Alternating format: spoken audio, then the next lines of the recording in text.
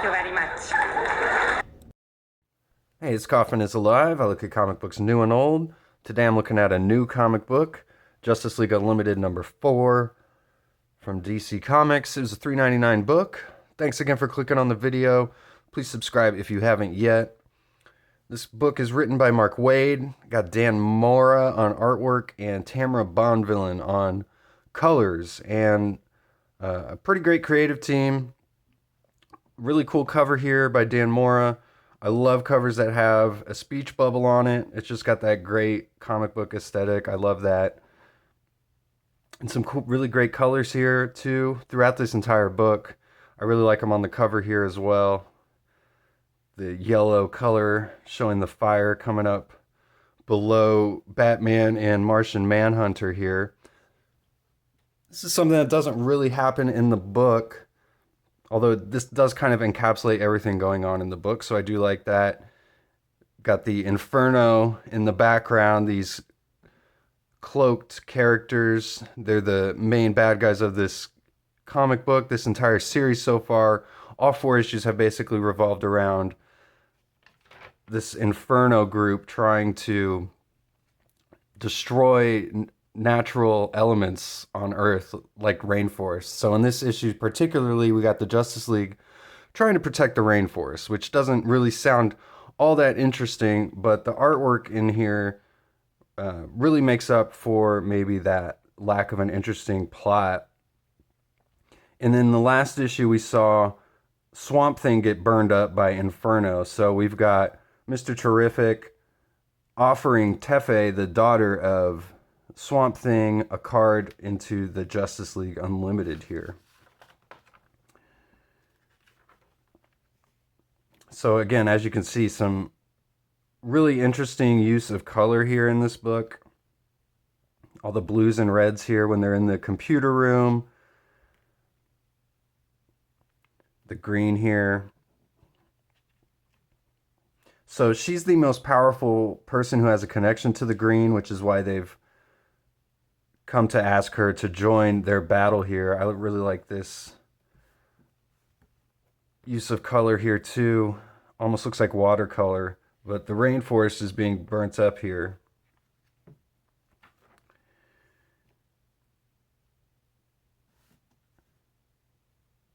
Again, some great speed lines and just lots of crazy lines and stuff going on everywhere. It gives this comic a real frantic pace. And we've got so many Justice Leaguers as well, like Flash and Superman. There's Dr. Occult, Zatanna, Mr. Terrific, Wonder Woman.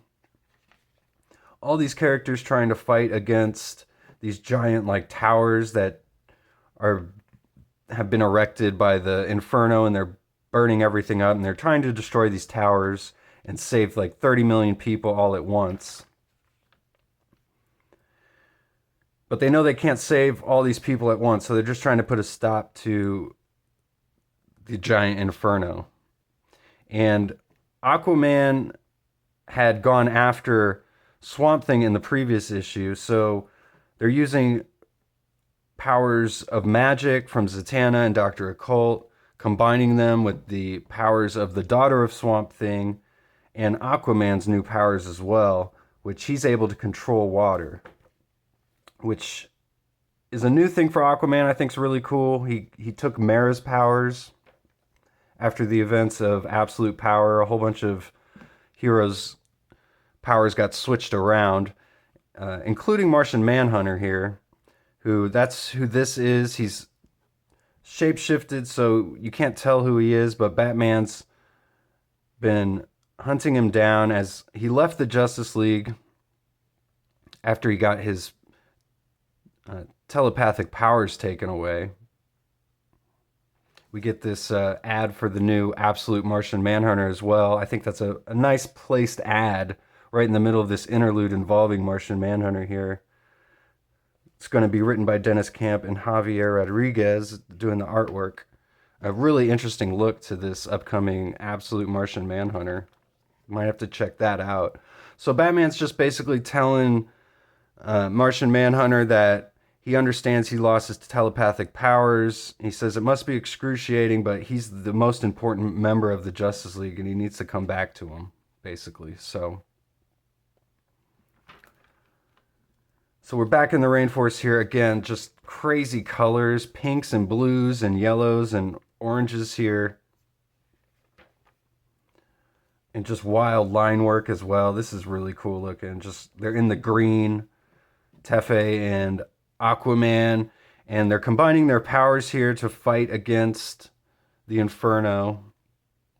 And there's this timer that we see all throughout here, counting down the minutes till the rainforest all burns up. I really like these panels here of Superman buzzing around, saving all these people. That looks really cool. Gets the point across in just like 2 panels of what's going on here.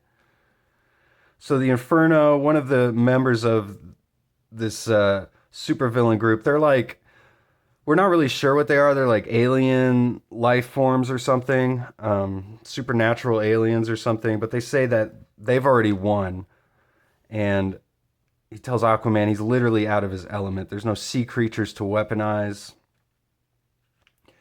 But Tefe says, but she's not out of her element. She says, I remain infused with magic. Together, with my help, we can summon my friends, the Keepers of the Green.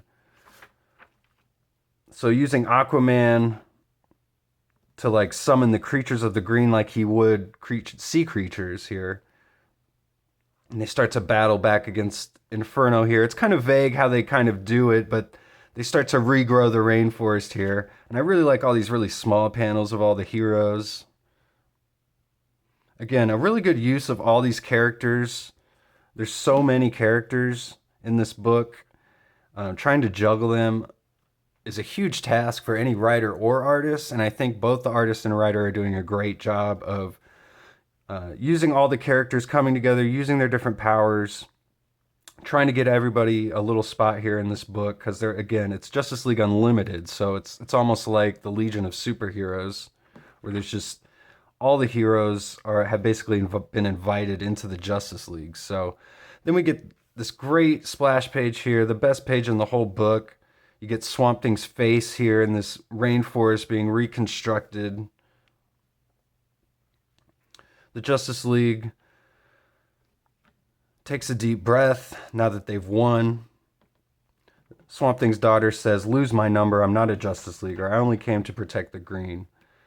And then we get back to the Inferno, and they're like, trees, you were defeated by trees. But they're basically like, no matter. Justice League, they've been hit harder than ever before, which I think that's kind of debatable. Didn't seem like they got hit too hard at all. But we're reminded that they have a man, Inferno has a man on the inside, this guy Airwave, who's their double agent working against the Justice League. And he's like the weakest member of the Justice League too, so you got to wonder what he's got in store for all these ultra powerful superheroes. So again, I was kind of like debating whether to drop this book. I think I'm going to have to stick around for maybe one more issue. As it says, next is Inferno revealed. So we'll finally maybe get the big reveal of who this is. Maybe it's actually like a legion of supervillains. I'm hoping. Not just these faceless, nameless characters who I have no real connection to at all. And so after the next issue, I'll probably decide whether I'm going to continue reading this book or not. So one thing I do like about these DC books they've been putting out recently, they've been putting previews for some of their other titles at the end. And we get a Flash #1 preview here, written by Jeff Lemire. Nick Robles is the artist. Adriano Lucas is on colors here. Tom Napolitano is on letters. And it's just Wally West freaking out here. We get a cool double splash page, which is really nice to see in a preview. But he's just, something's happened. He's freaking out. He's looking in his reflection.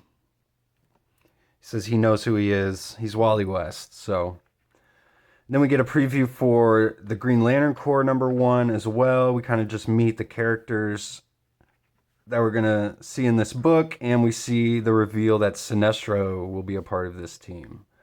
And we get, again, a cool splash page. So I like the previews at the end of this as well. So if you've been reading Justice League Unlimited, I'd say go pick it up. It's a pretty good team book. I'm a sucker for team books. I do wish they kind of had maybe more episodic issues, as all 4 issues so far have kind of just been one very slow kind of moving story. So that's kind of my main gripe about it so far. But I love the artwork in it, and I think they're using all the characters as best they can. So have you checked this out, Justice League Unlimited? You guys reading any DC books? Have you read this issue? Let me know what you think in the comments. And if you made it this far, please like the video if you haven't yet, and subscribe to my channel. I do post daily comic book videos. So thanks again for watching, and I'll see you guys on the next one. Go read comics.